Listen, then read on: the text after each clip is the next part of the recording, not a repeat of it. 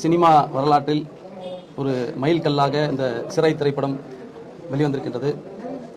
மாநாடு திரைப்படத்திற்கு பிறகு ஒரு சிறப்பான ஒரு திரைப்படத்தை தோழர் சுரேஷ் காமாட்சி அவர்களும் தோழர் சுரேஷ் ராஜகுமாரி அவருடைய இயக்கத்தில் வெளிவந்திருக்கக்கூடிய இந்த திரைப்படம் உண்மையில் இந்தியா முழுக்க ஒரு ஹேட் புரோபகண்டா என்ற பெயரில் தொடர்ச்சியாக முஸ்லிம்களுக்கு எதிரான சித்தரிப்புகளை உள்ளடக்கிய பெரும் பட்ஜெட்டிலே தயாரிக்கப்படக்கூடிய படங்கள் இன்றைக்கு வெளிவந்திருக்கக்கூடிய சூழலில் அதற்கு ஒரு மாற்றாக தமிழக மண்ணில் இந்த மண்ணுக்கே உரிய மத நல்லிணக்க சூழலை வலுப்படுத்தும் விதமாக மக்களிடத்தில் ஒற்றுமையை ஏற்படுத்தும் விதமாக இந்த திரைப்படம் வெளிவந்திருக்கின்றது.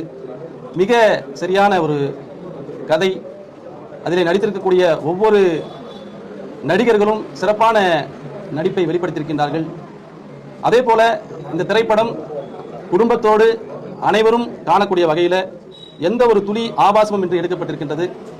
இது போன்ற திரைப்படங்கள் தொடர்ந்து வெளிவர வேண்டும். இந்த திரைப்படத்தை குறிப்பாக தமிழக அரசு தமிழ்நாட்டிலே பணிபுரியக்கூடிய காவல்துறையை சார்ந்த ஒவ்வொரு காவலரும் இந்த திரைப்படத்தை கண்டிப்பாக காண வேண்டும் என்று தமிழ்நாடு அரசு ஒரு அறிவிக்கையை வெளியிட வேண்டும்.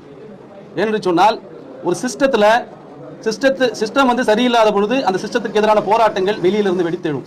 அப்போ அந்த சிஸ்டத்துக்கு உள்ளே இருந்து செயல்படக்கூடியவர்கள், அதிகாரத்தை வைத்திருக்கக்கூடியவர்கள், அதிகாரத்தை பிரயோகிப்பவர்கள் மனிதநேயத்தோடு நடந்து கொள்ளும் பொழுது அந்த சிஸ்டத்துக்கு எதிரான அந்த போராட்டம் என்பது தீவிரமடையாது. அந்த கருத்தை சிறப்பாக சொல்லியிருக்கிறாங்க. அதிகாரத்தை வைத்திருப்பவர்கள் அதிகாரத்தை செயல்படுத்தும் பொழுது மனிதநேயத்தோடு சக மனிதன் என்ற அடிப்படையிலே அதை செய்ய வேண்டும் என்ற ஒரு சிறப்பான கருத்தையும் இந்த திரைப்படம் வலியுறுத்திருக்கின்றது. கண்டிப்பாக இந்த படத்தை மாணவர்கள் பார்க்க வேண்டும். அரசு ஊழியர்கள், குறிப்பாக காவல்துறையை சேர்ந்தவர்கள், சமூக செயல்பாட்டாளர்கள் அனைவரும் காண வேண்டிய திரைப்படம். ஒரு சிறப்பான திரைப்படத்தை தந்த இந்த படக்குழுவினருக்கு தமிழ்நாடு முஸ்லிம் முன்னேற்ற கழகம் மனிதநேய மக்கள் கட்சி சார்பில் எங்கள் நெஞ்சார்ந்த நன்றியையும் வாழ்த்துக்களையும் தெரிவித்துக் கொள்கின்றோம். நன்றி.